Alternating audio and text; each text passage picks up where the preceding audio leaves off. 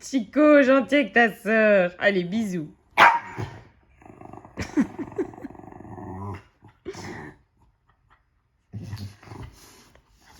Allez, c'est tout, ne vous disputez pas. Allez, bisous. Bisous? Non, pas bisous. Non, pas bisous. Sinon, on en parle de son gros pet, là. Hailey, t'aurais pas mangé un peu trop de bonbons, là? C'est quoi ce pépette? Hailey? Kimka? Ah, tu te reconnais. Oui, oui, je t'ai vu. Oh, et est-ce que maman, c'est un bonbon?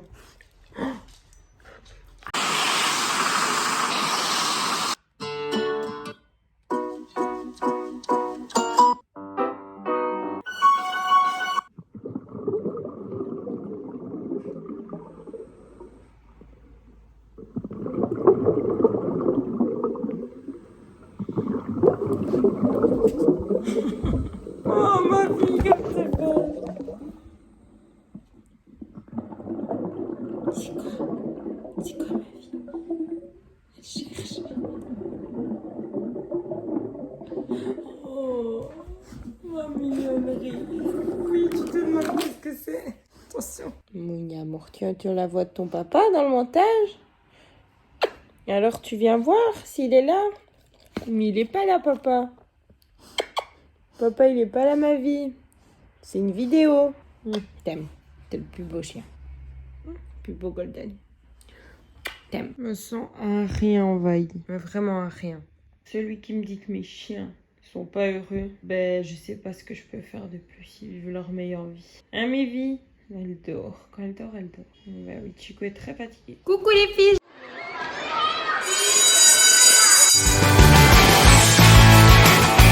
J'espère que vous allez bien. Hailey, est-ce qu'on mange les télécommandes? Je vous ai pas prise depuis tout à l'heure, tout simplement parce que j'ai pas fait grand chose de passionnant, mis à part le fait que j'ai travaillé sur ordi. Oh, Hailey!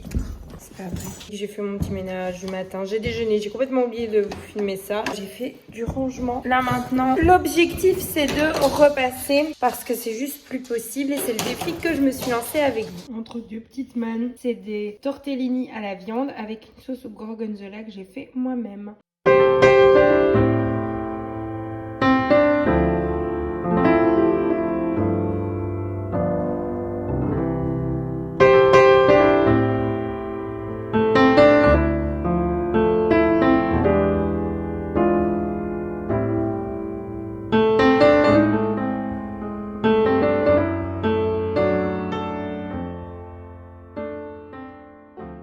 Je viens de regarder en repassant Chasing Happiness, le reportage qu'avait sorti les Jonas Brothers en 2019. Je n'avais pas encore eu l'occasion de le voir parce que je n'avais pas Amazon Prime, enfin Prime Vidéo. Et impressionnant. Super beau reportage, puis moi je les suis depuis que je suis gamine, donc forcément c'est ce qui a bercé mon enfance, hein, avec High School Musical, Camp Rock, Demi Lovato, Selena Gomez, Bette Midler, Jonas Brothers, Zac Efron, c'est toute notre génération. Ariana Grande dans Victorious, Elizabeth Gillies, enfin voilà. Et ça fait juste trop du bien de... Déjà, en fait, j'adore les success stories et là, clairement, c'en est une. Et forcément, si ce reportage ne nous apprenait rien, il n'aurait pas d'intérêt. Et donc, aujourd'hui, j'ai appris une nouvelle chose. Et puis, ben, c'est aussi le fait qu'on ait la même religion, si je puis dire, hein, parce qu'on n'appelle pas vraiment ça une religion chez nous. Waouh.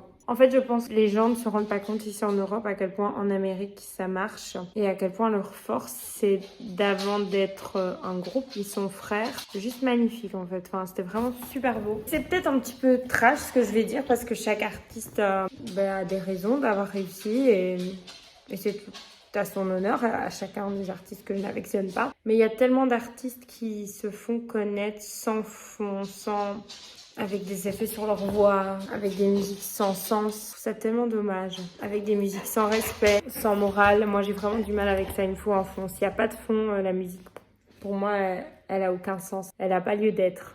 Comme dirait Joe Jonas, elle doit exprimer ce que vous ressentez, sinon elle n'a pas lieu d'être. C'est une petite phrase qui dit dans Camp Rock 1, quand ils sont dans la salle de danse et que Demi Lovato est tout dans le fond. C'est une phrase qui m'a beaucoup marquée parce que C'est une phrase avec laquelle je suis totalement en accord. C'est vrai que j'ai une adolescence compliquée, je vous le disais, il y a une semaine et demie.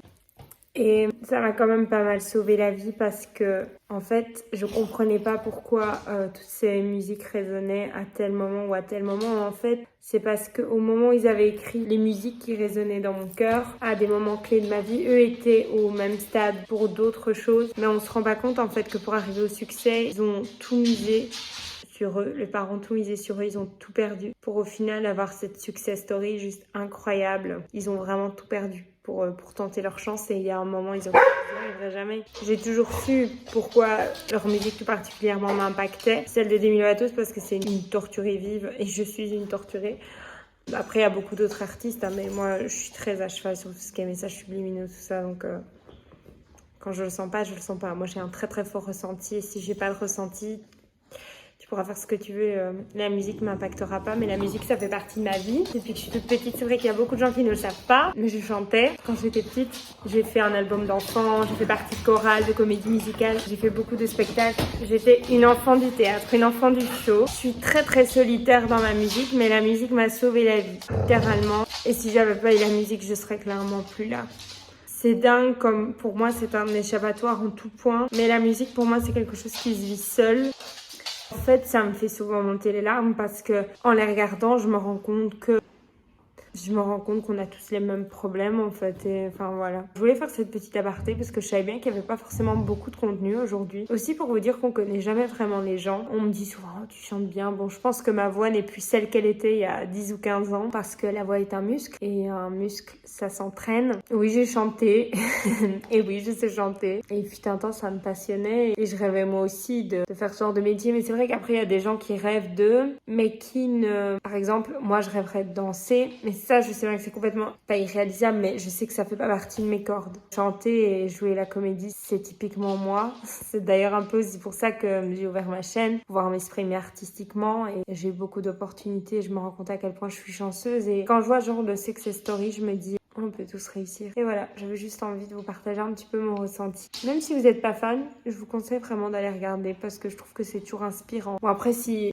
vous êtes attaché aux personnages et que vous connaissez un peu leur vie, vous savez, moi, j'ai vu par exemple quand Alena ou Valentina sont nées, c'est toujours touchant parce que c'est des étapes que nous, en tant que jeunes fans, même si j'aime pas trop m'appeler comme ça, on a suivi avec eux. Puis Alena, elle est née le 2 février 2014 et c'est l'année où mon grand-père est décédé. Et je me souviens que j'avais dit, dans ma tête, il y a des étoiles qui s'éteignent. Et puis, c'est pas ça, dans le sens que la lune se couche mais le soleil se lève. Et c'est ça la vie en fait, c'est que la roue elle tourne.